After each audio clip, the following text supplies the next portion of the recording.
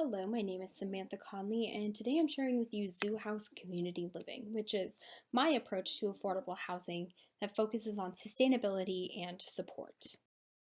So, growing up, I lived in 11 different houses over 3 different states. So, I've certainly had my fair share of different housing situations, and some of them were clearly better than the others. So, today I'm going to ask you to go house hunting with me. So imagine we're out looking at houses and we come upon this. This is a bright, beautiful, warm looking house. Looks like it's in a nice neighborhood, and I can see my little fur babies prancing around on the lawn.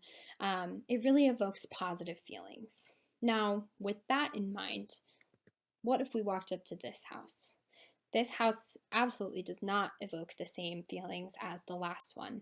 It kind of looks like it might eat you if you get a little bit too close to it, and it doesn't look like it's in a great part of town. So, this is obviously a really extreme example of what I'm trying to say, but my point is that where you live and where you spend a lot of your time has a huge impact on you emotionally, mentally, physically, and it's something that we need to take into account, especially when talking about something like affordable or accessible kind of housing. So, if you live in a terrifying house, you're going to be terrified a lot of the time. And if you live in a nice, warm house, you're going to be more comfortable a lot of the time. Unless you see a cockroach, then nobody is comfortable, and they probably also are not sleeping that night. But my point is that I think everyone would agree that it's really important not only to have a house and a roof over your head, but a comfortable place that you can call home. So my project is located in Montana, so I'm going to start us out with just a couple statistics about housing in Montana. So 14.4% of Montana residents live below the federal poverty line, compared to the national average of 13.1%. So taking into consideration our population, that means about 144,000 people live below that poverty line. And with that in mind, the median property value in Montana in 2018 was $249,200. That's 1.08 times larger than the national average.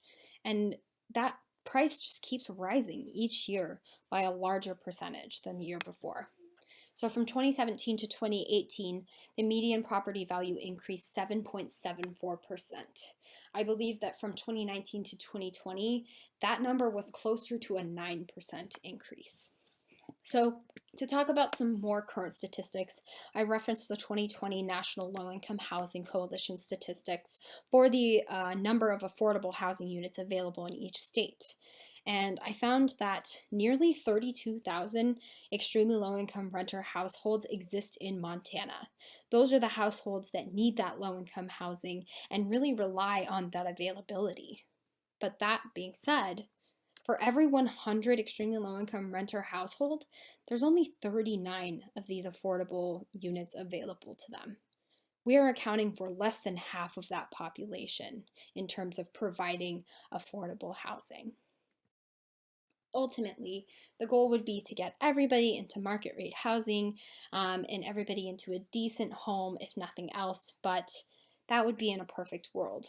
Unfortunately, what's happening right now with the rising prices of market rate homes is that people who would normally be able to afford those are no longer able to.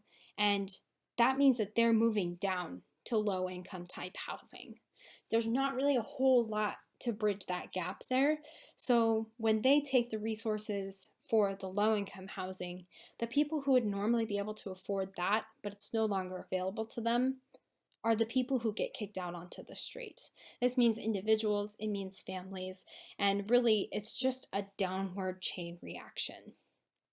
What's happening overall is that the resources for extremely low income households are being used by people that they weren't intended to be used by, but market rate housing prices are forcing this to happen. So resources like low income housing, rent assistance, homeless shelters, and even food stamps and food banks are now being used by people that wouldn't normally use them.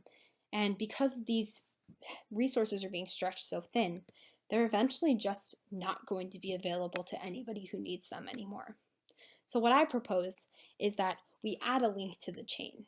so that the people who are homeless but could afford low-income housing are back into that. And the people who can't quite afford market rate housing but don't want to take spots in low-income housing, they go to affordable housing, which is what Zoohouse is. So affordable housing bridges the gap between market rate housing and low-income housing, and eventually we want people to graduate, per se, from the affordable housing back into that market rate housing. And ultimately, this is going to be achieved through efforts from each member of the community. And you can do that by donating to your local food banks and homeless shelters, providing work opportunities or skill training for employment for people that don't necessarily have those resources, or even just saying hello to the people that you see and putting out some good energy into the world. Because at the end of the day, it comes down to everybody in the community doing what they can. So I had three main topics that I researched for this project, the first being social responsibility, which I did just touch on a little bit, but overall, it just is a duty to act for the greater good and putting your own agenda aside to do something for the community. Social responsibility merges with design and architecture in a lot of ways, but the one that I looked into the most was social housing, which is just built on the foundation that if somebody in your community does not have a house, it's your duty to help them get one. Social responsibility accounts for a wide range of needs, and that doesn't just mean the physical type of needs that are accounted for in like ADA per se, but also emotional and mental needs as well. And last but certainly not least, it's about creating a better present and future. We need to make sure that we're not just looking out for our own generations, but for the ones to come. Secondly, I looked into affordable housing. So the history of affordable housing is mostly marked by the 1937 Housing Act. This act actually created public housing to bring the people who were living in low-income housing that really wasn't even meeting their basic needs up into public housing that was funded by the government and that was a lot better than that low-income housing. That being said, I want to shift the focus to include both quantity and quality. So like public housing, I want to have more government-funded types of projects, but if we don't focus on quality, those projects aren't going to be long-lasting, and ultimately the quantity won't matter because they just won't last, and then we'll lose that quantity in the end. So affordable housing, by definition, requires 30% or less of a household's income. So if you're paying more than 30% of your income towards your rent or towards your mortgage, then that takes away money from other things like food and clothing. Our U.S. Senator Jon Tester did address the lack of affordable housing at the 2020 summit, so I'm hoping that we will be moving in the right direction here in Montana very soon. My last point is sustainability. Sustainability includes environmental, economic, and social components. It can sometimes be mistaken for just being environmental, but true sustainability focuses on all three. The life cycle assessment is a great way to evaluate all of these components, especially in different products.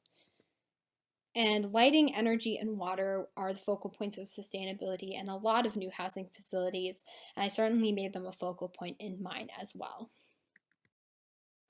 So Zoohouse is located at 145 Russell Street, which is in a wonderful part of town.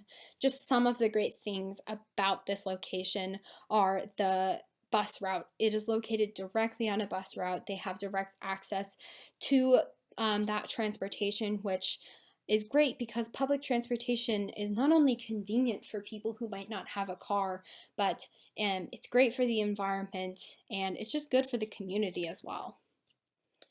And speaking of community, it is walking distance from downtown. Downtown Missoula is something that is very much a point of pride for our city. It's where a lot of our artistic culture lives, and that's a huge part of our identity as a community. It neighbors an existing housing complex, which I think is great because it expands the potential for your community and it gives you more opportunity to have more neighbors and just be more of a part of Missoula. And lastly, it has Clark Fork River access only 3 blocks away. So if you wanted to go down to the river and go fishing, or just be a part of the thing that makes Missoula such a beautiful place to live, which is the nature. So here is my actual plan. This is the first floor, and we're going to go ahead and start at the entrance. So this is where you would come in. You go directly into reception. Below reception is kind of the more public part of the facility. So it's the mail room. There's a meeting room if there's potential investors or things like that. The main office, as well as a gym. And then moving to the left, we have what I like to call the communal core. So this is where the communal living, dining, and kitchen area are. I really wanted to focus on giving an opportunity to create community on a small scale and get to know all of the residents in the building. So on the left, that's the kitchen with complete ADA compliant countertops, and all of the different appliances and things like that are ADA as well. In the middle there, we have our communal dining and lounging kind of places. If you just want to come out and have a meal with your fellow residents, or maybe come read a book, have a conversation, that type of thing.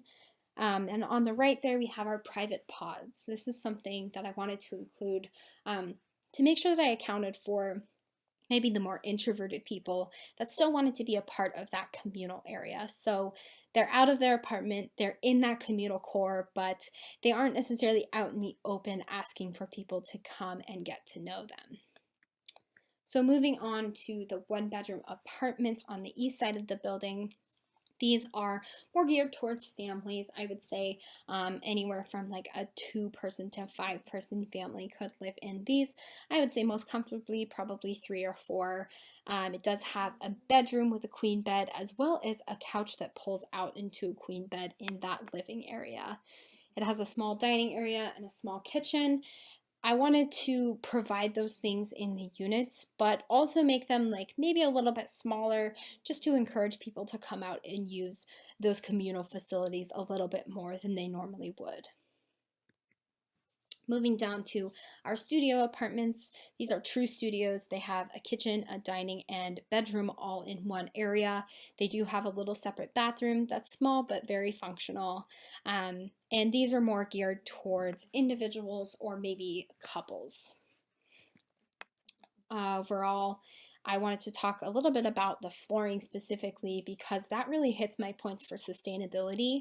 That middle section where the core is actually concrete, which is incredibly sustainable. It is cheap, it's natural, and it's long lasting. So I definitely wanted to incorporate that into my design, but I didn't want it to be too cold. So I brought in a little bit of warmth with the wood flooring, which is actually bamboo with a cork underlay. Bamboo on its own is very hard and it's not great for acoustics, but cork really kind of brings in that little bit of cushiness underneath and helps with the acoustics a lot. And both cork and bamboo are very sustainable materials. So for the second floor, a lot of it is the same. The core is right here in the center with the living, dining, and kitchen for all of the communal activities. Those 1-bedroom apartments are up here on the east wall, and then we have our studios down here on our west wall. And the main difference of the second floor is that you don't have that kind of public area with the reception and all of that stuff. Instead, where reception is, I have these bathrooms for mostly for the family units, those 1-bedroom units. You know, if you have a family of 4 trying to use one bathroom, that can be a little problematic. So I have those bathroom, shower, single stall kind of groups right there so that you can use those if yours is being occupied. As well as below that, I have laundry. And to the right is a fun little game room, which is great for families, individuals, anybody who just kind of wants to hang out and do something different. So I have 3 components that I really wanted to address in this design. First of which is I wanted it to be organic. I used organic a lot to influence my colors and my shapes that I used in my space. In the center, you can kind of see my curved walls and my curved flooring kind of mimic a river. They're very rooted in nature. And then the colors as well. I used a lot of blues and greens that you find in Montana, and the natural woods and concrete as well. The second thing is I wanted it to be a blended facility. I spoke about this a little bit with the private pods, but people have different preferences and people have different levels of comfortability. And, I wanted to account for all of those levels and kind of blend them together so that everyone can be on the same level, even if that's not like their normal place. And then I also incorporated it with the colors because a lot of the blues and greens that I spoke about before, natural wood tones, things like that, are kind of complemented by the bright oranges and the harder lines and things like that, that I brought in more to represent the very vibrant artsy culture that you do find in Missoula as well. And last but not least, I wanted to create a supportive environment. That is one of the reasons I focus so much on the communal aspect, because I believe that having a solid communal space really encourages support. It encourages you to get to know people. Then you just have a lot more people kind of in your circle and on your side who want you to succeed. This is the first area I wanted to go a little bit more in depth in. This is the reception and entrance area, which is right up here on the floor plan, what we spoke about on that first floor. I wanted to keep this very true to Missoula. This is the first thing you see when you walk into this facility. So I have that mountain mural on the back with the contrasted logo for Zoohouse, just to show this is a blended facility. There is something for everybody here. It's very bright. I have an acoustic ceiling in there just because the regular ceiling is concrete, which can get a little bit loud and echoey. So I brought that acoustic ceiling in not only to create better acoustics, but to bring a little bit of warmth in with that wood. The reception desk is custom. I wanted it to really represent what Zoohouse is. It's, a good blend. The concrete and the wood contrast each other, but they come together naturally. This is the main communal core space.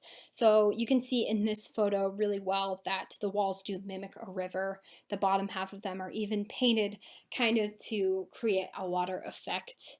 I wanted it to feel very much like you were in Missoula, and that can't be mistaken. The colors, the textures, everything just really screams Missoula in the sense that we absolutely love our nature and we love our vibrant culture as well.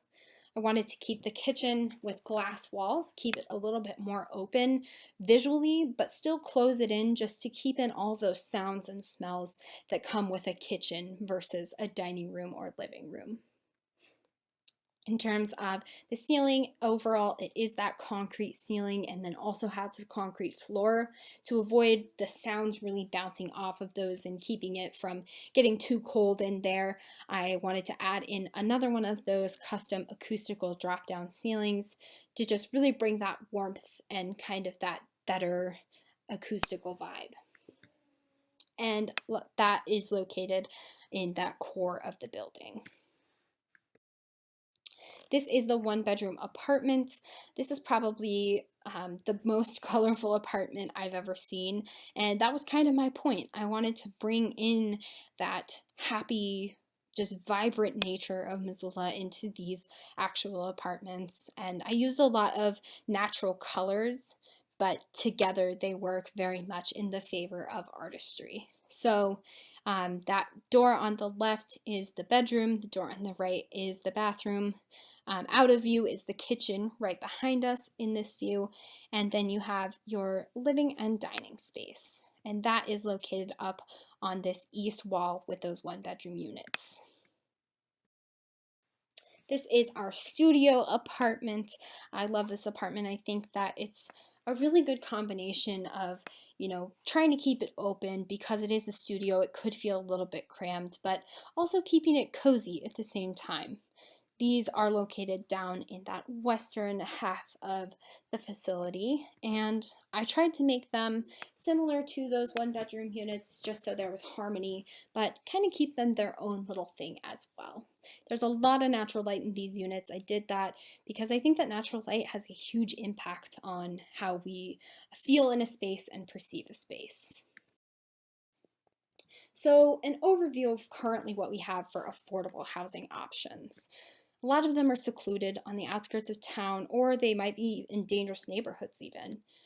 They don't generally use sustainable materials or appliances, and they have poor indoor air quality.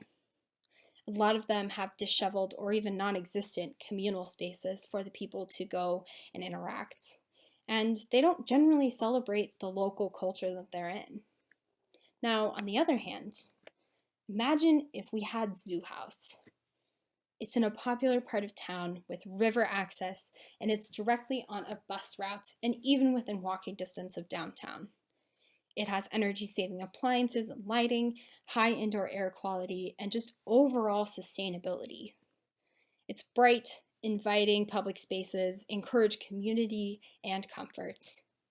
And it absolutely celebrates the culture and the values of Missoula, making it a place of pride, a place that our city can be proud of. So I just really want to go over how much Zoohouse really represents Missoula. The community cares so much and gives back so much here in Missoula, and the colors recognize the nature, but they also nod to the colorful artistry that is the heart of Missoula. I wanted to make a space for residents to live within their means, but also create community on a small level and have a comfortable, safe place to call home. Homelessness will not be solved by a single person or solution, but if each person contributes how they can, we can work towards a world where everybody has a house and a home.